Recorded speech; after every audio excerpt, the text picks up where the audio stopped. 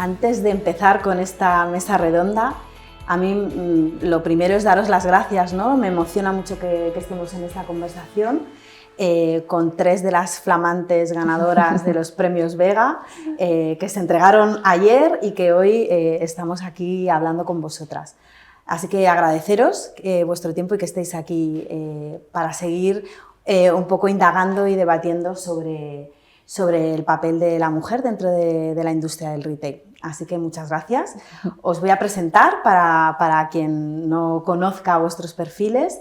Tenemos el placer de contar en esta mesa redonda con Eva Ibars, consejera delegada del Grupo Aflelu, con María Luisa Álvarez, que es directora general de FedePesca, y con Cristina Sánchez, que es la directora ejecutiva de sostenibilidad de Leroy Merlin en España. Muchísimas gracias a las 3 por estar aquí.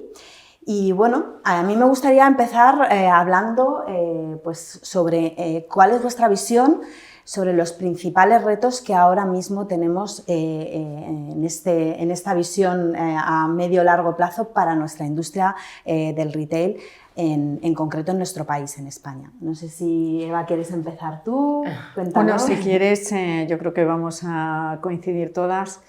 Hace tiempo yo escribí un artículo que hablaba justo de los 3 retos de retail, yo los identifico en 3 y al final tiene que ver con las personas, tiene que ver con la sostenibilidad, que tú eres una experta, y tiene que ver con la innovación. Pero luego pensando un poco en ello, y luego profundizaremos, porque de aquí podemos pasarnos toda la hora o varios días hablando de cada uno de los pilares. Para mí lo más complejo de estos 3 retos es cómo se entrelazan y dependen unos de otros. Entonces, realmente esto nos daría para mucho tiempo, no quiero, como es la primera ronda, me quedo aquí y apunto y señalo sobre todo esa parte de exponencialidad de los retos entrelazados que no puedes abordar uno sin abordar el otro. Qué bien. Sí, bueno, gracias Patricia, yo estoy encantada de estar aquí con estas mujeres y tú también eres un referente del retail, una buena estrella. Estoy totalmente de acuerdo con Eva. Yo añadiría a esto todo el tema burocrático de exigencias normativas que son cada vez más complicadas. De hecho, existen 3.000 normas que tiene que cumplir un comercio, es impresionante, 3.000, con lo cual ya conocerlas es todo un reto, o sea, la burocracia que esto significa y el poder asumirlas y que nuestros equipos la entiendan. Y por supuesto el tema del relevo generacional, que es muy preocupante, especialmente en mi sector, es algo que nos tiene un poco aterrados de cara a 10 años que va a pasar, y la incertidumbre que estamos viviendo también, ¿no? Que ahora mismo estamos afrontando unos retos desde la pandemia, guerras, suministros, incertidumbre política, que tampoco ayuda a tener el marco adecuado.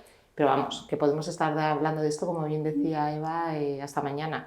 Hay muchos retos, ¿no? Sí, muchos retos. Totalmente. A mí, bueno, desde un punto de vista de sostenibilidad, que es la parte que yo gestiono, sí que estamos viendo que se está dando realmente un cambio en el perfil del consumidor y que cada vez están intentando buscar opciones de consumo más responsable. Y ahí, pues nosotros como retail tenemos mucha responsabilidad en trabajar en la mejora de los productos que ofrecemos a través del ecodiseño. Pues teníamos unos datos de Europa que dicen, oye, el 80% de los impactos ambientales y sociales de un producto se pueden mitigar durante la fase de diseño. Es decir, cuando tú estás creando el producto es cuando realmente puedes actuar para evitar todo eso, para garantizar que la materia prima es reciclada, que se puede reparar, que es eficiente durante el uso, que es útil o que se puede reciclar al final de la vida útil, ¿no? Pero también nosotros estamos viendo otras tendencias en el consumo desde un punto de vista más circular. Hasta ahora estábamos metidos en esa rueda de consumo, lo utilizo y lo tiro, y estamos viendo cómo los clientes están empezando a demandar otros tipos de consumos más colaborativos, y nosotros estamos empezando a trabajar, por ejemplo, mucho en temas de segunda vida de productos, de reparación, de alquiler, porque vemos que realmente existe una demanda y una tendencia hacia opciones más circulares de consumo. Qué bien. Yo me quedo un poco también con esta idea de ir segmentando, ¿no? por retos así que luego tienen que estar muy conectados. Me gustaría seguir un poco avanzando en esos 3 pilares que destacaba Eva al principio. En toda la parte, por ejemplo, de innovación, digitalización, ¿cómo veis esa parte transversal de apoyo al resto de los retos? ¿Qué tenemos que seguir haciendo desde la industria del retail? ¿Qué nos hace falta? ¿Qué focos tenemos que poner ahí? Si quieres, empiezo yo, porque en sí mismo la digitalización del retail es complicada, es compleja, ¿no? Yo creo que hay una parte donde hay varias velocidades y donde se aplica mucho la brecha digital, justamente es en el retail, ¿no? Tú tienes esas pequeñas empresas y esos pequeños comercios que aunque estén los fondos Next Generation, la gente no los ha utilizado más que para hacer webs y basta, y el que los ha podido utilizar. Y cuando hablas de la transformación digital del retail, se trata de cómo nos replanteamos los procesos dentro, si quieres, de las compañías, como compañías más grandes como la vuestra o la nuestra, pero luego tienes a esos comerciantes independientes que solo saben hacer las cosas como saben hacerlas. Todavía llegas a algunas tiendas, ¿no?, y llevan la contabilidad casi en el papel y en una libreta, ¿no? Entonces, creo que hay un tema de tamaño en esa transformación digital, hay un tema también de adopción, si quieres, cultural y de conocimiento, claro, porque como usuarios nosotros sabemos utilizarlo cuando nos dan una app y llegamos, la enganchamos y empezamos a funcionar. Pero cómo utilizas la digitalización para que te transforme el negocio y te aporte más rentabilidad, creo que es otro de los temas fundamentales, porque las grandes compañías que a lo mejor han experimentado más se han podido permitir tener expertos y tener, vamos a decir, pérdidas, utilizar de manera más efecto wow la digitalización, pero tú, como cuando eres pequeño, solo lo puedes utilizar para optimizar procesos y para que te dé más rentabilidad, porque dentro de esos retos de retail me está viniendo otro que no hemos hablado, pero que seguro que vais a estar de acuerdo, es el reto de la rentabilidad en los negocios, porque los sueldos están subiendo. Sí. Pues desde la pandemia la conciliación se impone como modo de vida y el retail es un negocio que necesita horas físicas, lo siento mucho, está todo el mundo digital, pero el negocio del retail necesita horas físicas. Tienes unos alquileres que son la releche, que a poco que estés en un centro comercial te indexan a la inflación cada año que renuevas los alquileres y entonces, con perdón, te comes un 8, te comes un 10 de inflación y ya está. Entonces, toda esa parte de rentabilidad, de aumento de costes que vienen por la estructura de nuestro negocio, o buscas la rentabilidad a través de la transformación digital de los procesos y de la eficacia del negocio, o te puede penalizar mucho. Si entro, no, y ya os dejo la palabra, menciono una pincelada sobre la parte del e-commerce rentables, no hay tantos, porque hay un tema de costes de envío que impactan a la sostenibilidad, la normativa, etcétera, etcétera. Entonces, desde un punto de vista, pues esto de innovación y digitalización es bastante complejo y muy entrelazado otra vez con las personas y con la sostenibilidad. Sí. A mí me gustaría apuntar, es que tienes toda la razón, que hay una cierta discriminación digital hacia esos operadores del pequeño comercio que no han tenido la oportunidad, muchos de ellos, de estudiar, que es que muchos de ellos vienen de trabajar desde los 14, 15, 16 años y hay que acompañarlos en este aprendizaje para utilizar las herramientas que tienen a su alcance. Nosotros hemos lanzado hace 3 años el primer marketplace exclusivo de pescaderías tradicionales, que se llama la pescadería artesanal. Y bueno, es que lo más complicado es conseguir que los operadores tengan el tiempo para formarse, les tenemos que llevar de la mano y hay que hacer un acompañamiento brutal. Esto no se trata de fondos a la tal, no. Hay que ayudar a esos operadores que también merecen recibir ese acompañamiento a poder adaptarse a lo que se necesita ahora. Y la digitalización también va de personas y hay que automatizar un montón de procesos para conseguir ser rentables con un incremento de costes y con un consumidor que está muy afectado y que mide mucho el precio. Es decir, que ahora todo esto que hablamos de incorporar sostenibilidad, ¿no? O sea, bueno, un montón de cosas que todos las queremos, pero luego estamos dispuestos a pagar por todas estas nuevas exigencias. También Eso va unido a la rentabilidad que comentaba Eva. Vinculando un poco también con esta parte de unir la necesidad de formar, ¿no?, a las personas, tanto a los propietarios del pequeño comercio, pero también en los retailers, a los propios equipos, ¿no?, porque a veces ese reto, ¿no?, de digitalizar también tiene que ver con las habilidades que tienen los equipos para poder implementar toda esa innovación. ¿Cómo lo hacéis en Leroy Merlin? Pues sí, a mí antes de abordar ese tema me gustaría también desde un punto de vista de digitalización enfocarlo desde la experiencia cliente, porque lo que nos estamos encontrando nosotros es con un cliente que ahora a día de hoy es omnicanal. Y entonces tenemos ahí un gran reto de cómo ofrecemos el mismo servicio, la misma calidad, las condiciones de precio, de acompañamiento, de asesoramiento en todos esos canales, ¿no? Nosotros trabajamos productos que son muy técnicos y lo que sí que vemos es que nuestros clientes buscan mucho acompañamiento y bueno, pues que muchas veces utilizan la web para informarse y al final terminan yendo a la tienda con esa información, hacer la compra porque buscan ese asesoramiento y esa parte humana. Entonces, bueno, pues tenemos que seguir trabajando en esto. Yo creo que los temas de inteligencia artificial que nos han explotado el año pasado y que yo creo que van a cambiar mucho la forma en la que la digitalización nos ayuda a estar más cerca de nuestros clientes, a hacer esos análisis de datos, a ofrecerles lo que buscan, lo que necesitan, pero también pues en procesos, simplificación, lo comentábamos ahora, de todas las operaciones, los sistemas de reaprovisionamiento, stock. Entonces, realmente la digitalización nos puede ayudar a simplificar procesos, rentabilidad procesos, pero también a ayudar a nuestros clientes y ofrecerles pues, un asesoramiento más personalizado. Nosotros en procesos de formación, desde mi área, por ejemplo, desde el área de sostenibilidad, nos parece que es totalmente indispensable. Tenemos un área dentro de mi equipo de transformación cultural. Llevamos trabajando en sostenibilidad más de 12 años, siempre para crear esa empresa responsable que más allá de ese beneficio económico sea capaz de crear ese impacto social y ambiental positivo en todos los entornos en los que estamos presentes. Hace 2 años se decidió elevar la Dirección de Sostenibilidad a comité ejecutivo y yo creo que esto es un paso muy importante para la sostenibilidad porque necesitamos que todos estos aspectos estén en los máximos órganos de gobierno donde se toman las decisiones y desde ahí ser capaces de permear a toda la organización. Y estamos precisamente en ese proceso. Hace 2 semanas lanzábamos una red de embajadores en todas nuestras tiendas, un evento que fue súper emotivo porque queremos tener una persona de cada comité de dirección, de cada tienda, que sea capaz de impulsar todos los aspectos de sostenibilidad, donde incluimos también, por supuesto, todos los temas de diversidad, de igualdad y de bienestar del empleado. Entonces, eso lleva acompañado una formación.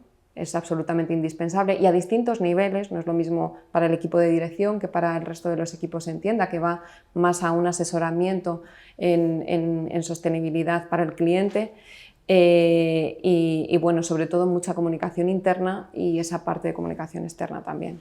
Qué bien. Y ahí también unimos ahora, ¿no?, porque hablábamos pues de la formación de embajadores, de ese cambio cultural que a veces tenemos que acometer. Voy a virar un poco más hacia el tema del papel de la mujer dentro del retail, que es un poco el centro de los premios Vega, ¿no?, y un poco esa misión que queremos desde la Asociación Española del Retail y en colaboración con Infocap hemos querido dar esa visibilidad, ¿no?, al talento femenino dentro de nuestra industria. Y ahora vamos un poco hacia ese tema y a mí me gustaría que me contéis un poco desde vuestro punto de vista ¿qué retos tiene la mujer dentro de la industria del retail? Bueno, ¿quieres empezar? No, estoy empezando yo.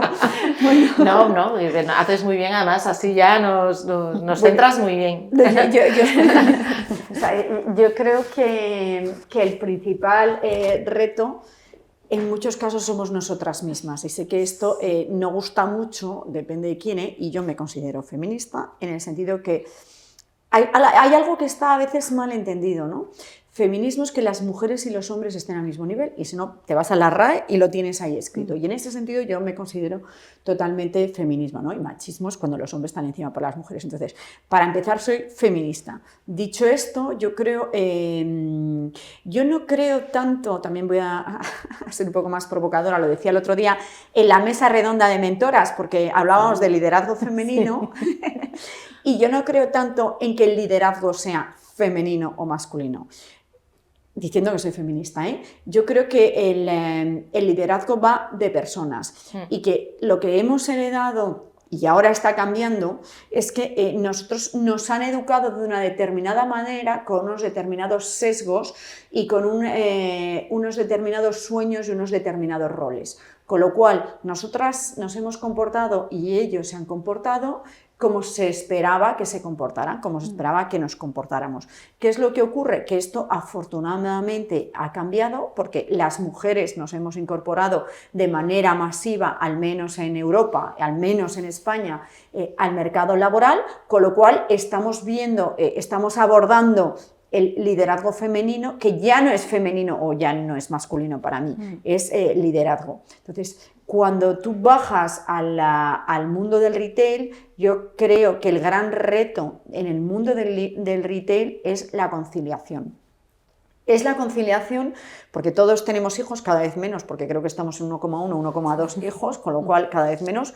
2050 la mitad de España será una población, o sea, vamos a ser el país más envejecido de Europa. Absolutamente, sí. Con lo cual esto también es para mirárnoslo. Entonces, ¿cuál es el gran problema? Oye, pues en un negocio que intrínsecamente te exige abrir una tienda desde las 9 o las 10 de la mañana, promedio, no entro en las pescaderías que me da vértigo en pensarlo.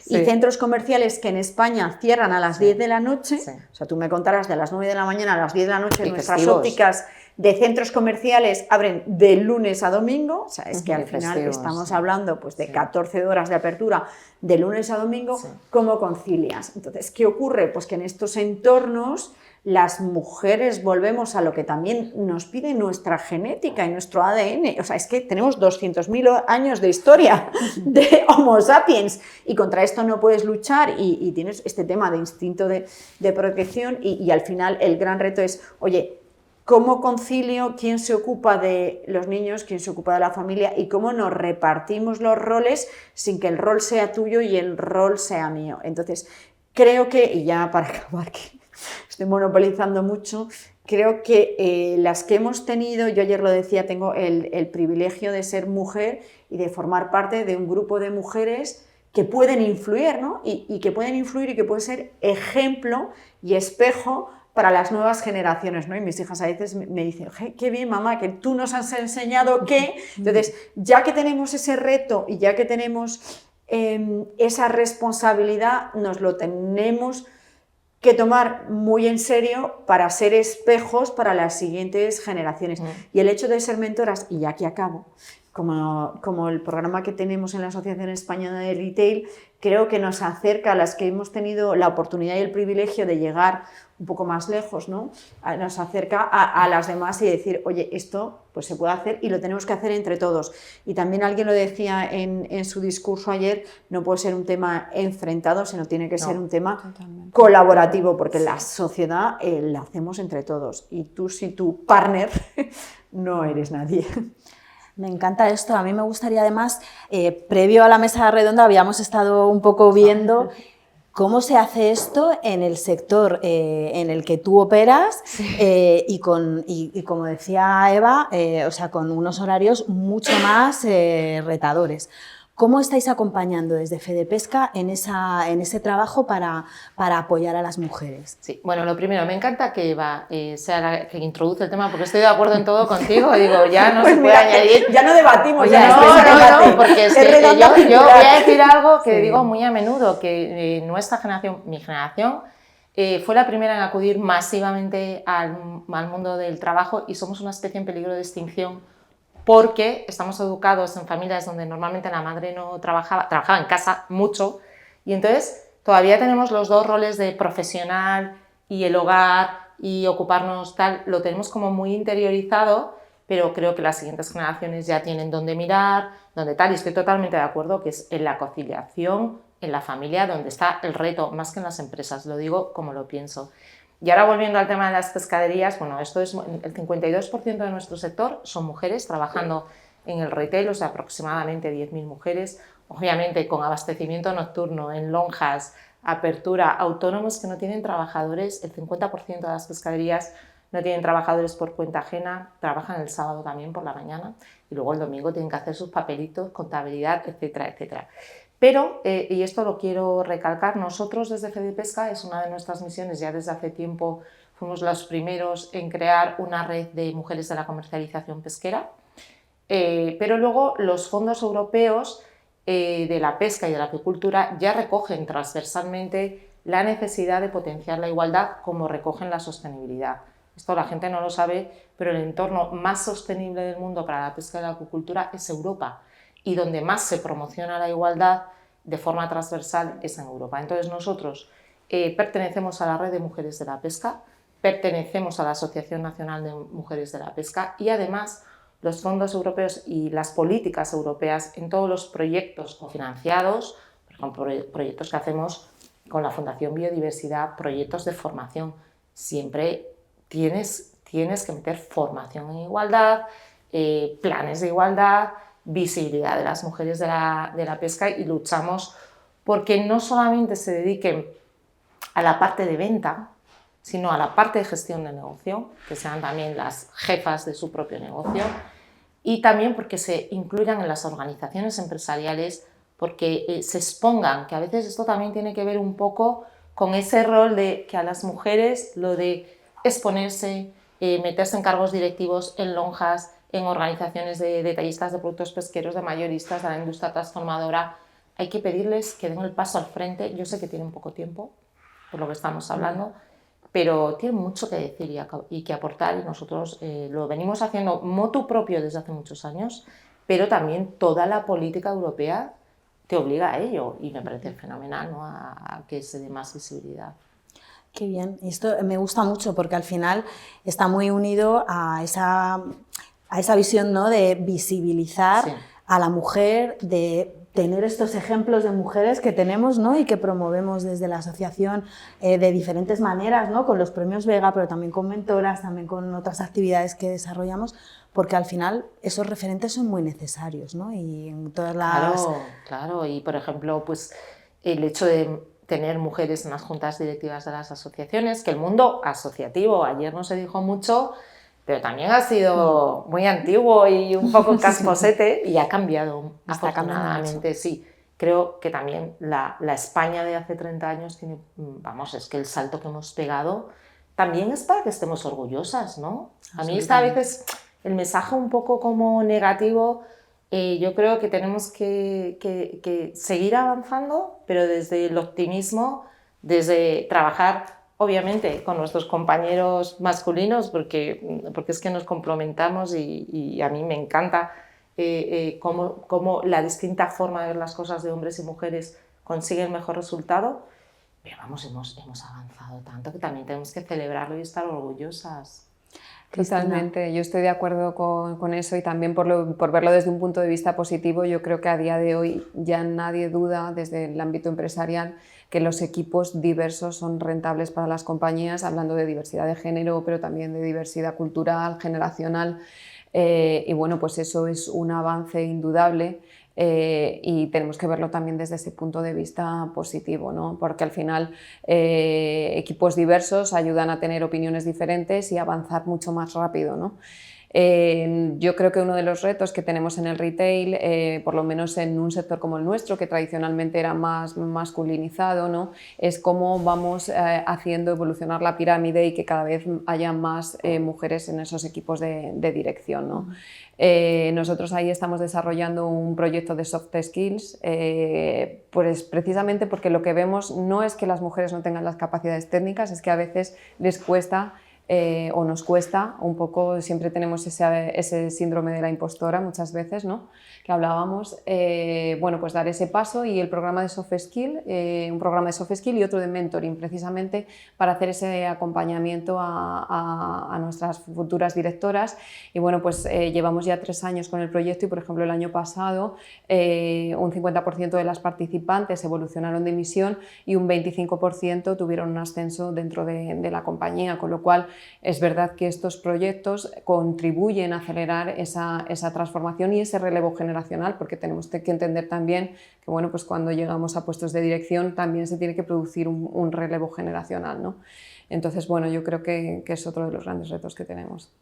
A mí me gusta mucho también, antes me comentabas que además de este proyecto enfocado más a liderazgo femenino, desde el área de sostenibilidad más enfocada a personas, también teníais otros proyectos. Cuéntanos un poco esta parte. Sí, pues mira, nosotros, por nuestra situación en retail, nuestro proyecto de diversidad afecta sobre todo o sea, tiene la pata de género que hablábamos, pero también estamos abordando otros pilares dentro de la diversidad. Uno es sin duda la diversidad cultural. Nosotros en retail, y os pasará a todos, en Leroy Merlin tenemos más de 70 nacionalidades trabajando en nuestras empresas, y es que es una pequeña torre de Babel en realidad, ¿no? Y bueno, pues trabajamos mucho para que haya esa inclusión. El año pasado desplegamos a toda la organización un programa de sesgos inconscientes, porque lo que vemos es que muchas veces es la primera barrera para generar esa igualdad. Tenemos un plan estratégico de diversidad, igualdad e inclusión, una política de igualdad y bueno, pues una oficina de diversidad e inclusión que sponsorizo yo desde el comité ejecutivo, desde el área de impacto positivo. Y bueno, pues para desplegar todas estas acciones a toda la organización. Lo que vemos también, nosotros estamos incorporando una diversidad generacional y estamos haciendo una apuesta por el talento senior, por esos equipos de más de 50 años. El año pasado nos propusimos un reto, teníamos un 11% de la plantilla senior, llegar a un 15%, y bueno, en enero estábamos en un 16% y ahora en junio estamos al cierre de mayo en un 18%, con lo cual estamos apostando también por ese talento senior y también, bueno, pues, por la incorporación de perfiles con discapacidad. Tenemos una campaña de más del 4%, que sabéis que el límite legal es el 2%, y nosotros estamos intentando ir mucho más allá y aportar esa diversidad a nuestros equipos, con lo cual en un programa de diversidad e inclusión desde varios ámbitos, que yo creo que es muy, muy enriquecedor para la compañía. Muy bien. Ahora me gustaría un poco, aunque ya hemos ido indagando un poco y Eva ha empezado ya a hablar de más una vivencia personal, ¿no? Del liderazgo, de cómo lo habéis vivido y qué os ha servido, qué barreras os habéis encontrado. A mí me gustaría que también dierais como un tip personal, ¿no? De cómo lo he vivido yo, qué barreras me he encontrado y qué me ha servido para afrontar esas barreras. Eva, eres nuestra líder. Que empiece otra.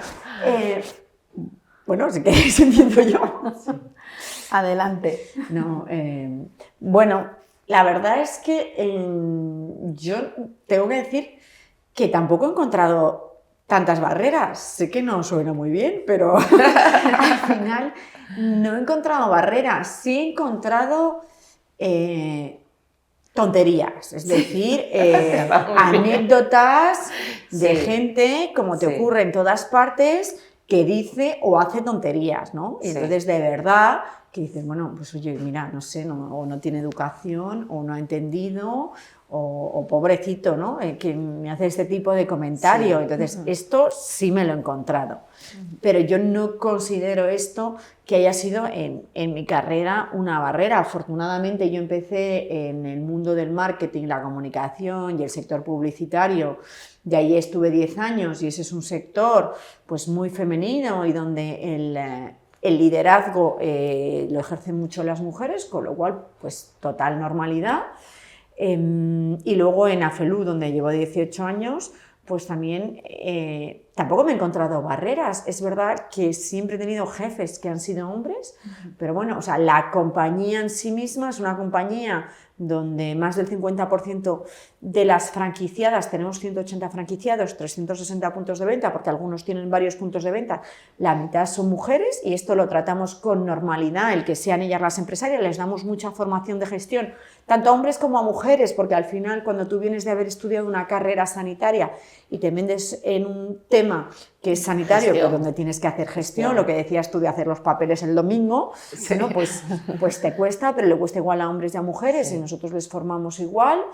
En la compañía, de manera natural, somos un comité de dirección paritario, el segundo nivel, un comité de dirección extendido paritario, pero yo creo que porque los managers y los directivos lo vemos de manera natural. Entonces, yo no tengo que decir que me haya encontrado unas barreras más que otras en el entorno laboral, ni en mi primera parte de la carrera, ni en mi segunda parte de la carrera, ni en la compañía. Y a título personal, también tengo que decir que yo creo que también he dado con la buena pareja y la buena persona, cosa muy importante para el desarrollo profesional, porque a veces te puedes encontrar, y todos conocemos casos, gente que donde tienen el lastre no es tanto en su empresa, sino es dentro de casa. Total. Y al final hay mensajes que te minan, y el mensaje puede ser tu abuela, sí.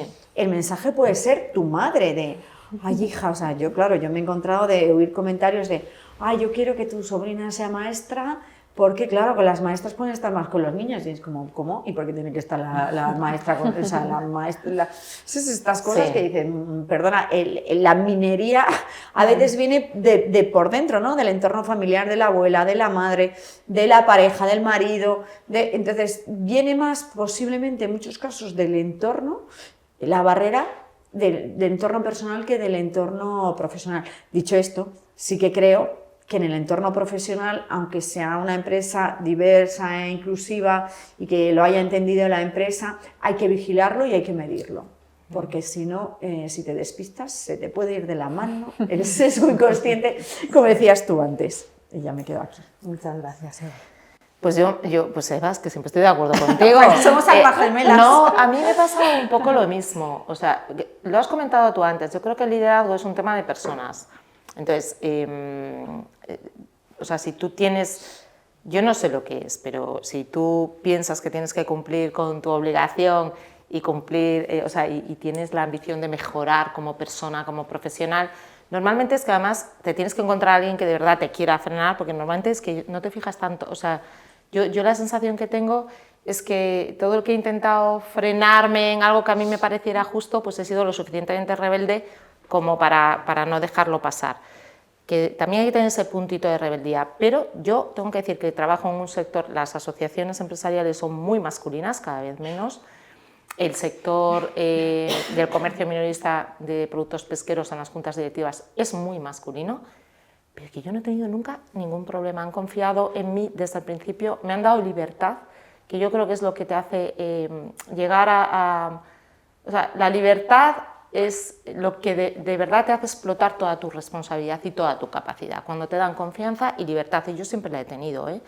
Y luego he tenido un jefe, director gerente, vamos, que es que ha confiado en mí plenamente, que además me consta que familiarmente es también un hombre feminista, que su mujer ha desarrollado una carrera profesional, o sea que también depende de los hombres que te vayas topando por la vida, ¿no? A mí me parece que las barreras muchas veces están más en la mirada social, en las familias, en los entornos, que es lo que te puedan hacer sentir mal. Pero si tú lo tienes claro, tienes además una pareja que entiende que tienes que apostar si quieres, que esto también es una decisión personal. O sea, a mí me parece también muy lícito que cualquier persona, hombre o mujer, decida que no quiere avanzar más en responsabilidades profesionales porque quiere conciliar. Eso también tenemos que respetarlo, que a veces parece que si no todo el mundo no llega a directivo de no sé qué, es que me parece una elección también muy, muy responsable y admirable. Es Hay cierta presión, ¿no? A veces también dentro de los entornos de las empresas hay cierta presión como para que te plantees una carrera directiva y a veces hay tanto mujeres como hombres que quizá no No, Claro, no todo el mundo somos iguales y hay que respetar esa decisión individual o ese pacto familiar, que puede ser un pacto de ahora te dedicas tú más a tu carrera profesional y dentro de unos años me dedico yo. Ayer pues lo hablábamos sin ir más lejos con la directora general de Comercio de la Comunidad de Madrid, es que esto es algo que dentro de las familias también hay que hablarlo, hay que negociarlo y hay que compaginarlo. Entonces muchas veces pues depende de la persona, de las circunstancias profesionales y económicas, pero vamos, yo en general me he encontrado tonterías, como ha dicho muy bien Eva, gente, en fin, Que es gente pues del siglo pasado, pero que es igual, que puede ser hombre o mujer, que hay gente que tiene unos sesgos y una forma de decir las cosas que, en fin, son tonterías, pero con barreras así a poder haber optado a lo que yo quería, no me las he encontrado nunca, tampoco.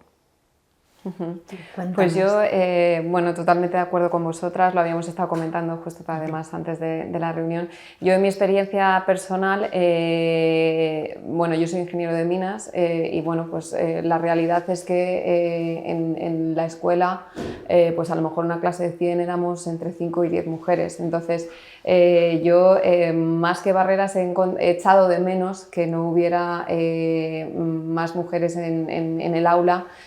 Bueno, y también ese animar a las niñas a estudiar esas carreras STEM de ciencias y aportar también desde un punto de vista, pues eso, de carreras más científicas, de matemáticas, digitales y demás.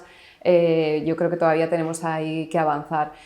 Cuando inicié mi carrera profesional fue en una empresa industrial, en un departamento de construcción, era la única mujer en un departamento que eran 10 hombres. Y la verdad es que siempre he tenido bastante respaldo y apoyo por todos mis compañeros y las oportunidades al final en ese sector me las fueron dando jefes que eran hombres en aquel momento, ¿no? Entonces, bueno, lo hemos hablado, la sociedad, esto no es, hay que construirla conjuntamente hombres y mujeres para que las oportunidades sean para todos y para que la sociedad sea justa e igualitaria para todos, ¿no? Yo quizás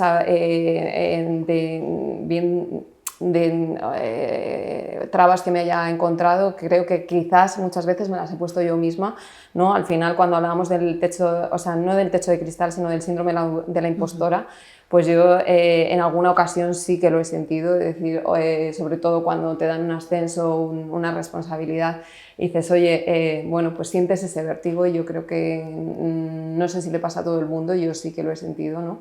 Y bueno, pues son cosas que todos estos programas que, como comentábamos, de soft skill, de mentoring, creo que sí que pueden ir eliminando esas barreras y esos sesgos. Respecto a la vida familiar, lo comentábamos antes, yo creo que totalmente el entorno te ayuda mucho. Yo en mi caso, mi marido, pues eso, hay que ver la vida familiar como un equipo, claro, y cómo las situaciones se afrontan como equipo y son decisiones de dos y es la única forma en la que seamos capaces de avanzar. Genial. Bueno, estamos llegando al final. Creo que al final, como un poco resumen, me quedo con la idea de que hay mucho dentro de nosotras que tenemos que trabajar, ¿no? para que este liderazgo emerja, ¿no? Y que pueda brillar como la estrella Vega, ¿no? que tenéis y que os habéis ganado con fuerza, ¿no? Y nada, daros las gracias por todas estas reflexiones, yo creo que son muy ricas y que ayudan un poco a ver pues, esta parte más humana, ¿no? Del liderazgo, tanto el femenino como el masculino, pero en concreto en este caso el de las mujeres del retail. Y bueno, pues nada más, muchísimas gracias a las tres. Gracias, un placer. Y el síndrome de impostor también te pasa cuando recibes premios, ¿sí? Que de repente dices, ¿por qué no me he elegido a mí con estas mujeres tan maravillosas? Pero bueno, bien merecido y bien deliberado, por parte del jurado, de decir que tenían ahí un reto porque los perfiles y las candidatas finalistas tenían mucho nivel. Luego que digan que no hay mujeres, ¿no? En listas para posiciones de dirección, habéis encontrado 100 directivas. Y que nos hemos quedado con ganas de meter mucho más. Y os faltaba espacio, teníais que haber puesto 200 candidatas, o sea que muy bien por haber encontrado ese talento y por darle visibilidad. Fue precioso, había una energía ayer en la entrega de premios, tantas mujeres admirables que Impresionante. volvimos muy contentas todas. Aquí hoy también ha habido, yo he sentido esa energía, así que nada, Gracias. muchas gracias y yo creo que con esto cerramos.